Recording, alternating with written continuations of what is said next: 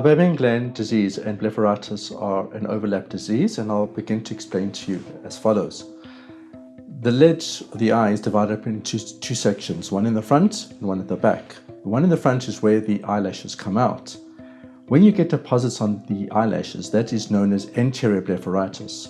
That usually comes from infection and other deposits. When this is the case, often the bacteria leak into the eye and cause an uncomfortable feeling and a foreign body sensation, as well as burning and itching.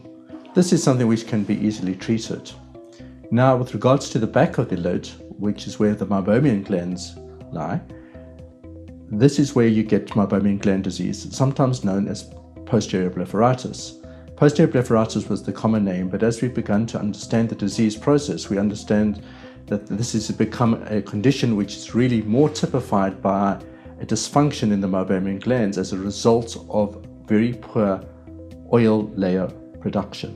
When the oil gets produced, as you will see in the associated photograph, which you're going to see in a moment, the oils become blocked and inspissated, and the gland begins to produce less good quality oils. Type 1 are good quality oils and type 2 are poor quality oils. The glands begin to produce poor quality oils. With the poor quality of the oils, there is an insufficient oil layer over the cornea. The tear lake is made up of a water layer, a mucin layer, as well as an oil layer. The oil layer prevents evaporation. With an insufficient oil layer, the eye begins to evaporate, and as a result, we lead to a dry eye disease known as evaporative dry eye.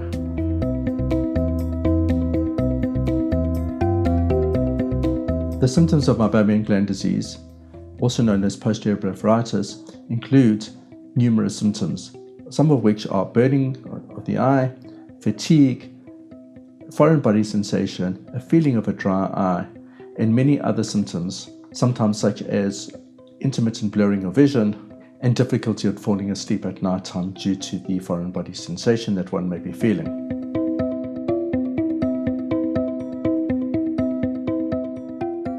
Well, as we spoke about anterior blepharitis being deposits on the lids, that can easily be dealt with by yourself.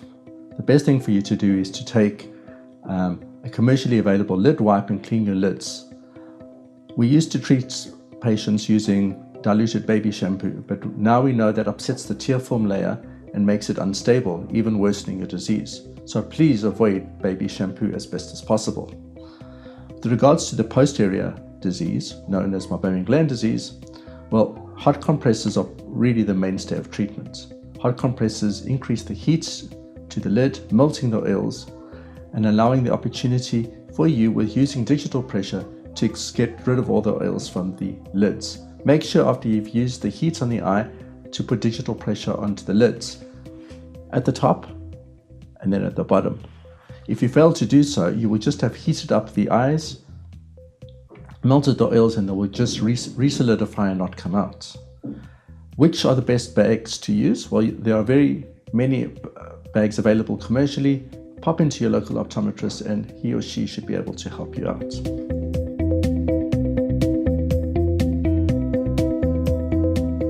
First of all, you need to see if the diagnosis is accurate, because there can be allergic disease associated with the problem, or there can be other pathology as well, which can be easily missed and sometimes mistaken for Meibomian gland disease.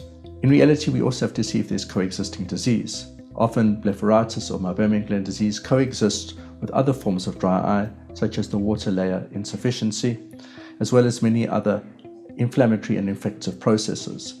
This you need to get treated in order to improve the condition of the eye. We also need to see if there's coexistent damage to the cornea and to treat that. If there's damage to the cornea, this will often result in a very uncomfortable eye and also an increased risk of infection. We need to treat this coexisting damage to make certain that it heals adequately, and in order to prevent infection and to also give you a much more comfortable eye. Meibomian gland disease is sometimes associated with rosacea, and only a specialist ophthalmologist can actually treat this for you.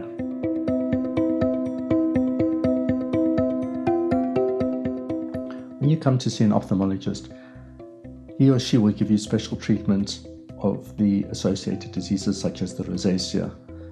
He may put you onto some tablets such as doxycycline to treat that problem.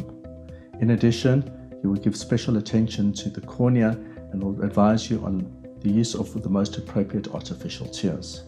The ophthalmologist will also give you special attention to the inflammatory changes that are occurring in the dry eye disease.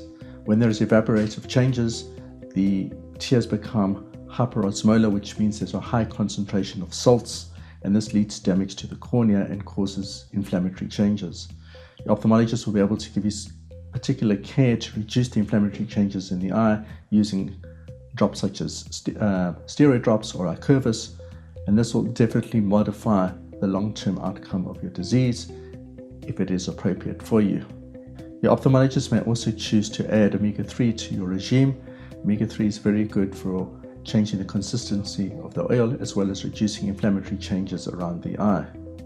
The next part of the treatment is probably the mainstay of the treatment, and that is emptying of the meibomian glands. If you look back at this photograph, you will see that if the gland is blocked, the oils will not be getting out. Now, the best thing for us to do is actually to melt the oils and allow the oil to come out. Now, there are various mechanisms by which this can be done in the office, but the best of which I believe is LipiFlow. The reason why I think LipiFlow is the gold standard in this day and age is because LipiFlow gives heat to the eye, it protects the cornea, and therefore no heat damage can occur in the cornea itself. The heat is given specifically to the lid from the back of the lid. The reason for this is that the heat can then directly go into the lid, into the meibomian glands, which are located at the back, bypassing all the tissue from the front. And then simultaneously, the LipiFlow, which is computer controlled, will begin to give simultaneous pressure to the eye and extrude all the oils during the same process. We're not waiting for an extrusion process after the oils have melted, we're doing it at exactly the same time. In this way, we're giving a complete kick start to the whole process. Once the glands are completely emptied, they're able to recover again and begin to produce normal oils, and hopefully therefore give you a significant improvement in your quality of life and in your dry eye symptoms.